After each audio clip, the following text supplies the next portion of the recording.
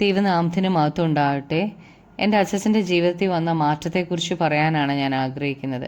എനിക്ക് ഭൂമിയിൽ ജന്മം നൽകിയ പിതാവിനെ ഞാൻ അച്ഛൻ എന്നാണ് വിളിച്ചിരുന്നത്. അച്ഛൻ കോട്ടയം ബെസലിസ് കോളേജിൽ ബോട്ടണി ഡിപ്പാർട്ട്മെൻറ്റിൽ പ്രൊഫസറായിരുന്നു. YMCA president, secretary, Kottayam Eliya cathedral trustee, Y's Men's club president, secretary തുടങ്ങിയ സ്ഥാനങ്ങളിൽ സേവനം അനുഷ്ഠിച്ചിട്ടുണ്ട്. എന്നാൽ ദൈവത്തിൻ്റെ വചനം പറയുന്നത് ഒരു മനുഷ്യൻ സർവ്വലോകവും നേടിയിട്ട് തൻ്റെ ആത്മാവിനെ നഷ്ടമാക്കിയാൽ എന്തു പ്രയോജനം? 80-ാമത്തെ വയസ്സിൽ മൾട്ടിപ്പിൾ മൈലോമ എന്ന രോഗം ഉണ്ടെന്ന് അറിഞ്ഞുവെങ്കിലും ട്രീറ്റ്മെൻറ്റ് അലർജി ആയതുകൊണ്ട് നിർത്തിവെക്കേണ്ടി വന്നു. വളരെ സൗമ്യതയും താഴ്മയുമുള്ള എൻ്റെ അച്ഛനോട് ഈ രോഗത്തിൻ്റെ അവസ്ഥയിൽ ദൈവത്തിൻ്റെ വചനം ഷെയർ ചെയ്യാൻ അവസരം ലഭിച്ചു. അതിനു മുൻപ് ഒരു പ്രാവശ്യം പോലും അച്ഛനോട് എൻ്റെ സാക്ഷ്യമോ ദൈവവചനമോ ഷെയർ ചെയ്യാൻ ധൈര്യമില്ലായിരുന്ന എനിക്ക് എൻ്റെ അച്ഛനോട് ഭൂമിയിൽ എങ്ങനെ പാപം കടന്നു വന്നു എന്നും പാപത്തിൻ്റെ ശമ്പളം മരണമാണെന്നും പറയാൻ കഴിഞ്ഞു. നീതിമാൻ ആരുമില്ല, ഒരുത്തൻ പോലുമില്ല. എല്ലാവരും വഴിതെറ്റി ഒരുപോലെ കൊള്ളരുതാത്തവരായി തീർന്നു. 51-ാം സങ്കീർത്തനത്തിൽ ദാവീദ് പറയുന്നത്, ഇതാ ഞാൻ അകൃത്യത്തിൽ ഉരുവായി, പാപത്തിൽ എൻ്റെ അമ്മ എന്നെ ഗർഭം ധരിച്ചു. മനുഷ്യരെ അവരുടെ പാപത്തിൽ നിന്ന് രക്ഷിക്കാനാകയാൽ അവന് യേശു എന്ന് പേരിടണം എന്നാണ് ജോസഫിനോട് ദൂതൻ വന്ന് പറഞ്ഞത്. മാനവജാതിയുടെ മുഴുവൻ പാപത്തിൻ്റെ ശിക്ഷ യേശുക്രിസ്തു ക്രൂശിൽ വഹിച്ചു. മുള്ളുകളും ആണികളും ഈയക്കട്ടകളും കുപ്പിച്ചില്ലുകളും ഉള്ള ആ ചാട്ട കൊണ്ട് 39 അടി ഏറ്റപ്പോൾ ആ ശരീരം മുഴുവൻ ഉഴവുചാൽ പോലെ വലിച്ചു കീറി. നമ്മുടെ പാപങ്ങൾക്കുള്ള ശിക്ഷ തൻ്റെ ശരീരത്തിലേറ്റു. മുഖത്ത് കാർക്കിച്ച് തുപ്പി, തലയിൽ മുൾക്കിരീടം വെച്ചു, താടിരോമം വലിച്ചു പറിച്ചു, കോൽ കൊണ്ട് അടിച്ചു. യേശുവിൻ്റെ രൂപം കണ്ടാൽ ആളല്ല എന്നും ആകൃതി കണ്ടാൽ മനുഷ്യനല്ല എന്നും തോന്നുമാർ വിരൂപമായി തീർന്നു.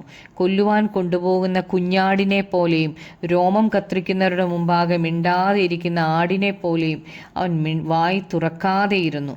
നിത്യമായ ശിക്ഷയ്ക്ക് മാത്രം യോഗ്യരായിരുന്ന നമ്മെ രക്ഷിച്ച് നിത്യമായ രക്ഷ തരാനാണ് ദൈവം മനുഷ്യനായി ഭൂമിയിൽ വന്നത്.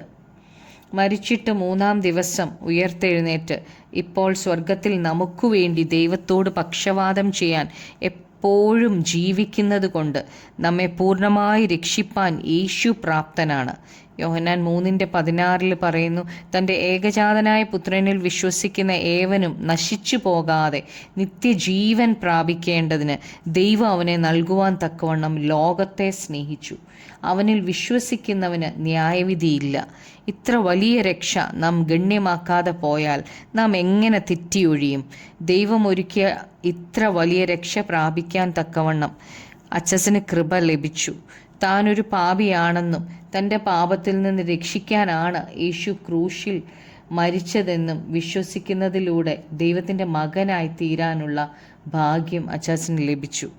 അങ്ങനെ ദൈവം ഒരുക്കിയ സ്വസ്ഥതയിലേക്ക് പ്രവേശിക്കാനിടയായി തീർന്നു. തൻ്റേതായ എല്ലാ ഇഷ്ടങ്ങളും ആഗ്രഹങ്ങളും ക്രൂശിച്ച് ക്രിസ്തുവിൻ്റെ മരണത്തോട് ഏകീഭവിച്ചു. അവൻ്റെ മരണത്തിൻ്റെ സാദൃശ്യത്തോട് നാം ഏകീഭവിച്ചവരായെങ്കിൽ പുനരുത്ഥാനത്തിൻ്റെ സാദൃശ്യത്തോടും നാം ഏകീഭവിക്കും. നാം ക്രിസ്തുവിനോട് കൂടെ മരിച്ചു എങ്കിൽ അവനോടുകൂടെ ജീവിക്കും. അച്ചാച്ചൻ യേശുവിനോടൊപ്പം വിശ്രമിക്കുന്നു എന്ന് ഞാൻ പൂർണ്ണമായി വിശ്വസിക്കുന്നു.